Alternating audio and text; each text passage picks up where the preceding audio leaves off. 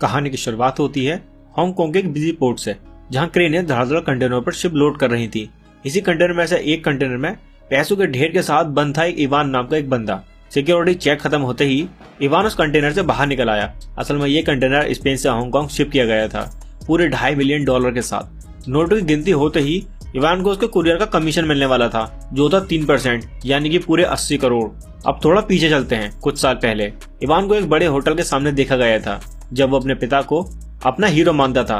वो कभी नहीं भूल सकता वो दिन जब उसने अपने पापा के साथ एक शादी का बैंकेट हॉल खोलने का एक लोन लिया था। शुरुआत में उसका बिजनेस बढ़िया चला, खूब पैसा आया और फैमिली के दिन मस्त कट रहे थे। लेकिन फिर भाई देश में आई इकोनॉमिक क्राइसिस और उसके पिता का पूरा बिजनेस ठप हो गया। उस दिन इवान ने ठान लिया कि वो अब गरीबी में नहीं जिएगा। रिसेशन के बाद उसके पापा टीवी के सामने बैठकर दिन भर शिकायतें करते रहते, बस हर बात पर सरकार को कोसते। इवान को उनके इस बिहेवियर से काफी चिढ़ होने लगी थी। उसे लगता यार कुछ काम धाम करो ना, बस गाली देना ही आता है। इसी दौरान इवान वैले का काम करने लगा, लेकिन उसका दिमाग हमेशा बिजनेस के आइडियाज ढूंढता रहता था। अपने पापा से बिल्कुल उल्टा। इवान का सिस्टम पर भरोसा था और वो उसी सिस्टम में रहते हुए बड़ा गेम खेलने का सोच रहा था। तो हुआ यूं कि एक दिन इवान अपने यार दोस्तों के साथ बैठे गप्पे मार रहा था। बातों बातों में उसने अपने बिजनेस प्लान शेयर किया। फंडा सिंपल था, कोई बेकार सा फ्लैट खरीदो, उसे चकाचक बना दो और फिर मस्त प्रॉफिट में बेच दो। लेकिन यारों को उसकी स्कीम में मजा नहीं आया और सच कहें तो उसके पास पैसा भी नहीं था। इवान बोला तो क्या हुआ, बैंक से लोन ले लेंगे। लेकिन उसकी ये बातें सुनकर सब उसकी खिंचाई करने लगे। खैर उस दिन इवान और उसके दोस्त वैली की नौकरी के दौरान मिस्टर लरीमर से टकराए। ये लरीमर सरकार में मिनिस्टर था, लेकिन उस वक्त टल्ली हो रखा था। इवान ने उसे घर छोड़ने का ऑफर दिया और भाई साहब झट से मान गया वो। अब इवान के दिमाग में एक और खुराफात चल रही थी। उसने लमीनार का ब्रीफकेस खोलने की जुगात लगा ली। खुशकिस्मती से उसका मौका भी लग गया। अंदर देखा तो पैसों का ढेर से उसकी आंखें फटी की फटी रह गईं। बिना सोचे समझे उसने तुरंत कुछ नोट उठा लिए। थोड़ी देर के बाद जब वो लरीमार को उसके घर छोड़ने पहुंचा तो सीधा उस औरत से जा मिला जिसके लिए ये पॉलिटिशियन काम करता था। इवान ने बिना लाग लपेट कह दिया, देखो ये आदमी चोरी करता है और मैं इससे बेहतर काम कर सकता हूँ। चाहे तुम्हारा बिजनेस कुछ भी हो, मुझ पर भरोसा करो। उसने ये भी बता दिया कि उसने खुद ब्रीफकेस से पैसे निकाले थे और इसीलिए उसकी बात सच साबित हो गई। मैरी को इवान का कॉन्फिडेंस काफी पसंद आया। उसने तुरंत इवान को एक डिलीवरी का ऑफर दिया, 10,000 यूरोज का। इवान ने बिना वक्त गवाए हामी भर दी। अगले दिन उसने फ्रांसिस्को नाम के एक बंदे को एक घोड़ा डिलीवरी किया। फ्रांसिस्को ने अपनी बेटी लेटिशिया के बर्थडे के लिए घोड़ा खरीदा था। जब फ्रांसिस्को ने सवाल किया तो इवान ने मुस्कुराकर कहा, ये मैरी के लिए मेरी पहली डिलीवरी है। बातों बातों में इवान को पता चला कि फ्रांसिस्को भी उसी के शहर का है। दोनों ने अपने पुराने दिनों की यादें ताज़ा की। फ्रांसिस्को ने अपनी कहानी सुनाई कि कैसे वो एक मामूली फोटोकॉपी शॉप पर काम करता था, फिर धीरे धीरे बड़े लोगों से जाकर जोड़कर उसने अपना खेल जमा लिया और आज वो यहाँ तक पहुँच गया। इवान को फ्रांसिस्को से मैरी के लिए एक कैश से भरा ब्रीफकेस डिलीवर करना था, लेकिन किस्मत इवान का साथ कहाँ देने वाली थी। रास्ते में पुलिस ने उसे धर लिया। कुछ देर में पुलिस वालों ने ब्रीफकेस खोल लिया और कैश देकर उनकी आंखें चमक उठी। इवान ने घबरा कर झूठ बोला, अब ये भी घर बेच कर आ रहा हूँ, ये पैसे वहीं से मिले हैं। लेकिन पुलिस वालों ने उसकी बात पकड़ ली और गुस्से में उसका सिर गाड़ी पर दे मारा। हालत खराब होते देखकर इवान ने पूरे कॉन्फिडेंस से कहा, मैं तुम्हारे बॉस को जानता हूँ, चाहे तो उसे कॉल कर दूं। ये सुनते ही पुलिस वाले थोड़ा ठिठक गए और उसे छोड़ दिया। बाद में पता चला कि ये सब मैरी की प्लानिंग थी। असल में ये पुलिस वाले मैरी के ही लोग थे और उसने ये चाल इवान की वफादारी परखने के लिए चली थी। डिलीवरी सक्सेसफुल होने के बाद मैरी ने इवान को न सिर्फ उसके पैसे दिए बल्कि उसे बोनस भी दिया ताकि वो कुछ अच्छे कपड़े खरीद सके। समय बीतता गया और इवान और मैरी के बीच नजदीकियां बढ़ने लगी। एक दिन इवान की मुलाकात मैरी के पति फ्रांसिस से हुई। फ्रांसिस एक बड़े डायमंड स्मगलर का बेटा था और फॉरेन करेंसी ट्रैफिकिंग के बिजनेस में अपना हाथ जमा रहा था। उस दिन इवान का काम एक बेल्जियन कुरियर का था। अब इवान अपनी कुरियर की नौकरी से काफी खुश था। हर डिलीवरी के साथ उसे अपने काम में मजा आने लगा था और लगता था कि जिंदगी पटरी पर आ रही है। अब इवान की जिंदगी स्टाइलिश हो चुकी थी। बढ़िया पैसे कमाना, महंगी गाड़ियां चलाना और ऊंचे ऊंचे लोगों के बीच बैठना उठना, सब कुछ उसकी दिनचर्या का हिस्सा बन चुका था। वहीं फ्रांसिस्को, जिसे पाको के नाम से भी जाना जाता था, काले पैसे को सफेद करने में उस्ताद था। उसके क्लाइंट्स भी बड़े अमीर और ताकतवर थे और इस खेल में पाको की मदद फ्रांसिस और मैरी करते थे। पाको इवान को कैश से भरे ब्रीफकेस सौंपता जो उसे बेल्जियम पहुंचाने होते थे।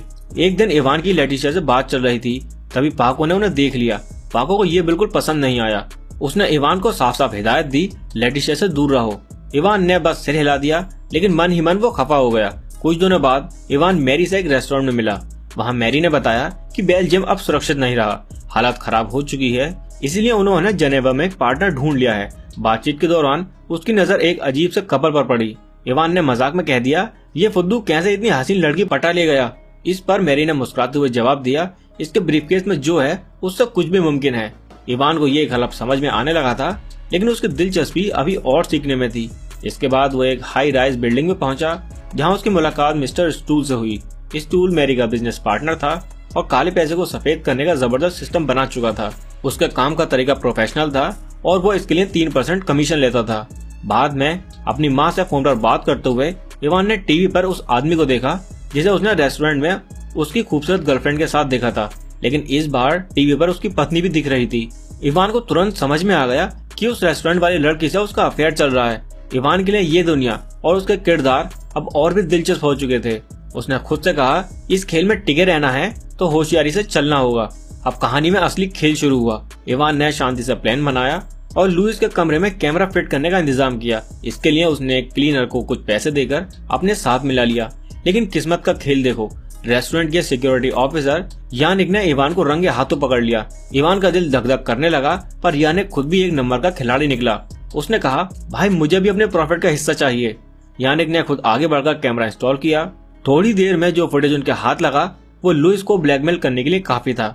इवान ने तुरंत भांप लिया कि यानिक उसके गेम के लिए एक परफेक्ट पार्टनर हो सकता है। शातिर दिमाग और ताकत दोनों का सही बैलेंस। काम खत्म होने के बाद दोनों ने जमकर पार्टी की और अपनी जीत का जश्न मनाया। अगले दिन इवान ने मैरी से मुलाकात की और बताया कि उसकी माँ काफी समय से उसे मिलने के लिए कह रही है।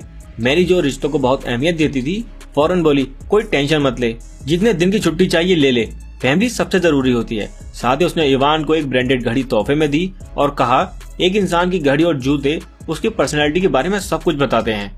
इसके बाद इवान और यानिक लुइस से मिलने पहुंचे। उन्होंने बिना टाइम खराब किए लुइस को उसकी फुटेज दिखाई और कहा, देख भाई, दो ऑप्शन है तेरे पास, या तो पुलिस के पास जा और अपनी इमेज खराब कर, या फिर हमारे साथ काम कर। लुइस के पास ज्यादा चॉइस नहीं थी। इवान और यानिक ने अपना ऑफर दिया, स्पेन से स्विट्जरलैंड तक पैसे ट्रांसफर करना और लुइस के शहर में एक नई ब्रांच खोलना। लुइस ने झिझकते हुए हामी भरी और इस तरह इवान का एक और बड़ा खेल सेट हो गया। इवान अब ना सिर्फ तेजी से अपना खेल बढ़ा रहा था, बल्कि हर कदम पर वो और भी पावरफुल होता जा रहा था। अब कहानी में इवान की चालें और तेज होती जा रही थी। लुइस, जो मजबूरी में उनके जाल में फंसा था, आखिरकार डील मान ली। उसने शर्त मानी कि वीडियो डिलीट करवाने के बदले वो इवान और यानिक को बड़े बड़े खिलाड़ियों से मिलवाएगा। शुरुआत में इवान को यह अंदाजा नहीं था कि उनके हर कदम पर पुलिस की एक स्पेशल यूनिट नजर रख रही है। यहीं से हेड इंस्पेक्टर रॉय ने पहली बार इवान की हरकतों पर ध्यान देना शुरू किया। लुइस ने इवान को अपने लोगों के बीच खास बना दिया और इवान बड़े बड़े बिजनेसमैन और पावरफुल लोगों के खेल को करीब से समझने लगा। वो धीरे धीरे इस काले धंधे में अपनी जगह बनाता चला गया। कुछ समय बाद इवान ने मैरी से मुलाकात की और अपने नए बिजनेस पार्टनर और काम के बारे में बताया। हालांकि मैरी को चिंता थी कि फ्रांसिस्को, जिसका नाम पाको है, इस बात से नाखुश होगा। आखिरकार ये नया खेल फ्रांसिस्को के बिजनेस में सेंध लगाने जैसा था।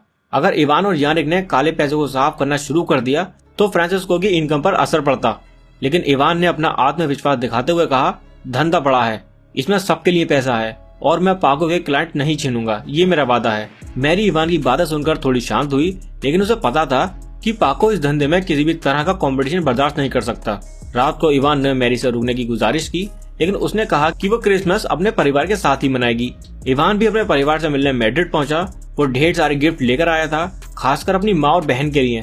लेकिन उसके फादर का मूड खराब था। उनके चेहरे पर साफ झलक रहा था कि उन्हें इवान के पैसे के पीछे की सच्चाई पर शक है। इवान के पिता ने गुस्से में कहा, इतने पैसे कमा रहा है, पर ये बता ये सब आ कहां से रहा है। इवान ने बात घुमाने की कोशिश की, पर उसके पिता का मन नहीं माना और उन्होंने उसे चेतावनी दी कि ये पैसा जितनी तेजी से आया है उतनी ही तेजी से चला भी जाएगा। इवान ने कोई जवाब नहीं दिया, लेकिन उसके दिल में अपने पिता की बात गूंज रही थी। क्या वाकई वो सही रास्ते पर था, या फिर ये खेल एक दिन उस पर भारी पड़ेगा? इवान के पिता का शक और सवाल लगातार बढ़ते जा रहे थे। जब उन्होंने इवान से उसके काम के बारे में पूछा तो इवान ने घुमाकर जवाब दिया, कुछ बड़े लोगों के साथ इम्पोर्ट एक्सपोर्ट का काम करता हूँ। लेकिन बात यहीं खत्म नहीं हुई। पिता की लगातार पूछताछ ने बातचीत को बहस में बदल दिया। गुस्से में आकर इवान घर से निकल गया। पुराने दोस्तों से मिलने गया तो वहां उसने देखा कि वो सब वही काम कर रहे थे जो आइडिया कभी उसने उन्हें दिया था, पुराने फ्लैट खरीद कर नया बनाकर बेचना। दोस्तों का बदला हुआ रवैया और उनका खुद का आइडिया चुराना इवान को अंदर ही अंदर खटक गया, लेकिन उसने कुछ भी नहीं कहा। समय के साथ इवान का खेल बड़ा होता गया। पैसे आने लगे, गाड़ियां महंगी हो गईं और उसका नाम का रुतबा फैलने लगा। लेकिन किस्मत ने जल्द ही उसे फ्रांसिस्को और लेटिसिया के सामने लाकर खड़ा कर दिया। फ्रांसिस्को पहले ही इवान पर खफा था। उसे ये बात बिल्कुल पसंद नहीं आई कि इवान उसके एरिया के क्लाइंट को अपनी तरफ खींच रहा है। मैंने तुझे पहले भी चेताया था, लेकिन तू नहीं माना, फ्रांसिस्को ने गुस्से में कहा। जब इवान ने उसकी बातों को नजरअंदाज किया तो फ्रांसिस्को ने अपनी आदमियों को इवान और यानिक को सबक सिखाने भेज दिया। उन गुंडों का मकसद साफ था, इवान को यह जताना है कि उसके इलाके में धंधा करना कोई खेल नहीं है। लेकिन इवान वो बंदा नहीं था जो डर कर भाग जाए। उसने सीधा फ्रांसिस्को का सामना किया और कहा, भाई मैं तुम्हारे एरिया में काम कर रहा हूँ ना, आप प्रॉफिट का 30% ले लो, क्लाइंट को छूने का सवाल ही नहीं है। फ्रांसिस्को को इवान की ये पेशकश पसंद आई। उसने सोचा कि अगर पैसा आ ही रहा है तो दुश्मनी क्यों करना। दोनों के बीच डील तय हो गई। इस दौरान इवान ने ढेर सारा पैसा कमाया, लेकिन पैसा उसके सिर चढ़ गया। उसका रवैया बदलने लगा। जो कभी जमीनी सोच रखता था वो अब घमंड में आ गया। जब मैरी ने उसे उसके बदलते बर्ताव के लिए टोक दिया तो इवान आग बबूला हो गया। उसने कहा, जो सबसे ज्यादा पैसा लाता है सब कुछ वही तय करता है, मुझे सिखाने की कोशिश मत करो। मैरी समझ गई कि इवान अब वो इंसान नहीं रहा जो वो कभी था।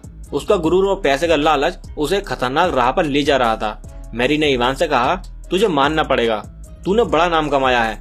लेकिन उसने ये भी उसे आगाह किया, सुन, मेरे पति को पता चला है कि फ्रांसिस्को पर पुलिस की इन्वेस्टिगेशन चल रही है। वो कह रहे हैं कि तुझे इस खेल से दूर रखना चाहिए। इवान के लिए ये सलाह कोई मायने नहीं रखती थी। उसने मैरी को साफ कह दिया, मैं पीछे हटने वालों में से नहीं हूँ, बिजनेस और बढ़ाऊंगा, पैसे बनाने का ये मौका मैं हाथ से नहीं जाने दूंगा।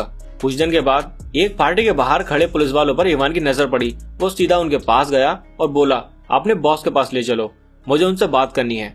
पुलिस वालों ने उसे गिरफ्तार नहीं किया, बल्कि पुलिस स्टेशन ले गए, जहाँ उसकी मुलाकात इंस्पेक्टर मैनुअल राय से हुई। राय वही शख्स था जो फ्रांसिस्को के खिलाफ जांच कर रहा था। इवान ने राय से कहा, मैं तुम्हारी मदद करने को तैयार हूँ, मेरा बॉस है फ्रांसिस्को, सारा पैसा उसी के पास जाता है, मैं उसके खिलाफ गवाही दूंगा, पर मेरे लिए सेफ्टी और प्रोटेक्शन चाहिए। उसने पुलिस को ये यकीन दिलाने के लिए फ्रांसिस्को के साथ डील की थी कि वो उसे मुनाफे का 30% देगा। इससे फ्रांसिस्को ये लगे कि इवान वफादार है, जबकि असल में इवान अपना बचाव करने की तैयारी कर रहा था। इवान को ये भी समझ आ गया कि उसे खुद को शक से बचाने के लिए एक मजबूत बहाना चाहिए। इसके लिए उसने फ्रांसिस्को की बेटी लेटिसिया को अपने साथ पेरिस ले जाने की योजना बनाई। पेरिस में उसने लेटिसिया की हर डिमांड पूरी की। महंगे होटलों से लेकर शॉपिंग तक वो लेटिसिया के साथ प्यार का नाटक कर रहा था, ताकि बाद में वो कह सके, मैं तो अपनी गर्लफ्रेंड के साथ छुट्टियां मना रहा था, मुझे क्या पता क्या हुआ।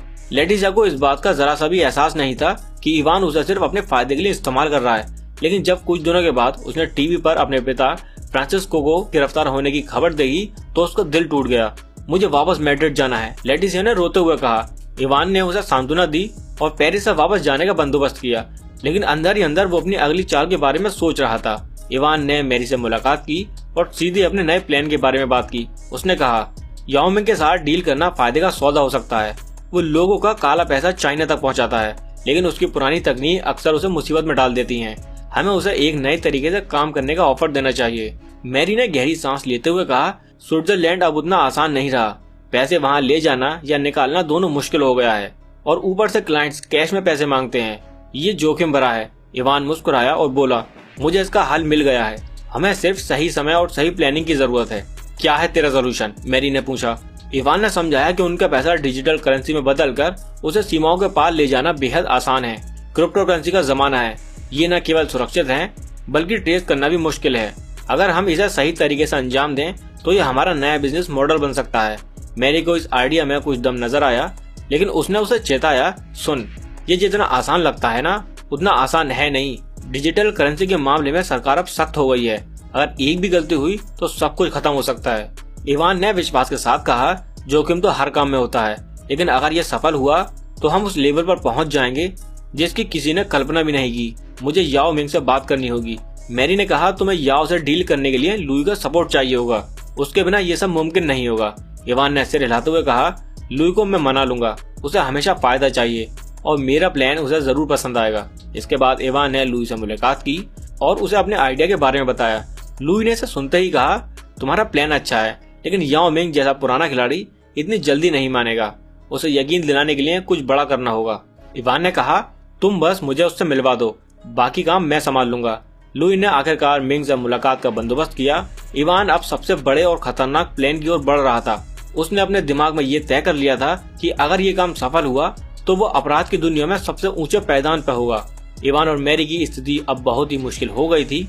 उनके पास कोई ठिकाना नहीं था और पुलिस का दबाव बढ़ने के साथ साथ उन्हें ये भी महसूस हुआ कि फ्रांसिस्को का बदला उनके लिए बेहद खतरनाक हो सकता है। इवान ने कहा, हमारी हर चाल अब गलत साबित हो रही है, हमें किसी तरह अपनी पहचान बदलनी होगी। मैरी भी जानती थी कि उनका कोई सुरक्षित रास्ता नहीं बचा और अगर वो भागने की कोशिश करते तो भी पुलिस और फ्रांसिस के लोग उनका पीछा कर सकते हैं। इसी दौरान याओ मिंग के कुछ आदमियों ने उन्हें पकड़ लिया और उन्हें याओ मिंग के पास ले गए। याओ मिंग जो खुद पुलिस से भाग रहा था, उसने इवान और मैरी पर शक किया और उन्हें मारने का इरादा किया। इवान जानता था कि अगर उसने याओ को नाराज किया तो उसका जीवन खतरे में होगा। इवान ने अपनी जान बचाने के लिए एक और योजना बनाई। वो याओ से बोला, अगर तुम मुझे मारोगे तो तुम्हारा पैसा कभी नहीं मिलेगा। मैं तुम्हारे पैसे को सुरक्षित पहुंचा दूंगा, लेकिन मुझे कुछ समय और चाहिए। याओ मिंग ने गुस्से में कहा, तुमने मेरे बारे में पुलिस को जानकारी दी, मैं तुम्हें कभी नहीं छोड़ूंगा। इवान ने जल्दी से उसे समझाया कि उसके पास एक तरीका है जिससे वो पैसे को सही जगह पर पहुंचा सकता है। उसे याओ का पूरा भरोसा हासिल करना था। इवान ने अपनी योजना को अंजाम देने के लिए याओ को यह एहसास दिलाया कि वो पैसे की डिलीवरी पूरी तरीके से सुरक्षित तरीके से करेगा। इसके लिए उसे कुछ समय और याओ के आदमियों की मदद चाहिए थी। इवान ने कहा, तुम्हारे पैसे स्विट्जरलैंड में भेजे जा चुके हैं, मैं उसे लेकर यहाँ पहुँचा दूंगा, लेकिन मुझे यकीन दिलाने का एक मौका चाहिए। याओ जो अब तक पूरी तरीके से इवान से नाराज था, लेकिन पैसे की संभावना की वजह से उसने इवान को एक और मौका दिया। इवान का प्लान बहुत ही रिस्की था, लेकिन उसके पास कोई और विकल्प भी नहीं था। उसने याओ मिंग को भरोसा दिलाया कि वो खुद कैश को सुरक्षित रूप में हांगकांग पहुंचाएगा और अगर वो वहां पहुंच गया तो याओ को कोई शक नहीं होगा कि वो पुलिस से बात कर सकता है। इवान ने अपनी जान की सलामती के लिए ये जोखिम ले लिया और पूरी तरीके से छुपकर स्पेन से हांगकांग की यात्रा की। ये प्लान शाबाश था क्योंकि इवान बिना किसी रुकावट के हांगकांग पहुंच गया, लेकिन जैसे ही वो वहां उतरा उसे एहसास हुआ कि उसकी खुशी जल्दी खत्म होने वाली है। पुलिस ने उसे गिरफ्तार कर लिया, यहाँ तक कि पुलिस के पास उसे पकड़ने के लिए पूरी तैयारी थी। दरअसल पुलिस ने पहले ही इवान के ट्रैकिंग सिस्टम के जरिए उसकी गतिविधियों पर नजर रखी हुई थी। जब इवान को गिरफ्तार किया गया तो वो समझ गया कि उसकी पूरी यात्रा जो उसने अपनी जान बचाने के लिए की थी अब बेकार हो गई। पुलिस ने उसे घेर लिया और उसकी पूरी साजिशों को नष्ट कर दिया। ये गिरफ्तारी इवान के लिए एक बड़ा झटका था। अब उसे समझ में आ गया कि भले ही उसने बहुत बड़ा जोखिम लिया था, लेकिन लास्ट में वो पकड़ा गया। उसके लिए अब दो रास्ते थे। एक तो वो अपने खिलाफ लगे आरोपों को सही तरीके से जंग करके खत्म कर सकता है और दूसरा वो पुलिस के सामने याओ मिंग का नाम लेकर खुद को बचा सकता था। फ्रांसिस को जेल जाने के बाद इवान ने यह सोचने की कोशिश की थी कि वो कैसे अपनी स्थिति को नियंत्रण कर सकता है, लेकिन अब वो अपनी नई मुसीबत में था। अब इवान के पास केवल एक ही रास्ता था, पुलिस से समझौता करके खुद को बचाने का प्रयास करना। इस नए मोड़ ने उसकी सारी उम्मीदों को हिलाकर रख दिया और अब उसे ये तय करना था कि वो किस दिशा में आगे बढ़ेगा। इवान का अंत एक दर्दनाक मोड़ पर आकर समाप्त हो गया। उसे अब ये एहसास हो जाता है कि पैसे और ताकत का लालच ही उसकी मुसीबतों का कारण बना। उसके वकील ने साफ साफ कहा कि उसे कम से कम 15 साल की जेल तो पक्की है और रिश्वत देने की कोशिश भी उस पर भारी पड़ेगी क्योंकि पुलिस वाला बिकाऊ नहीं था।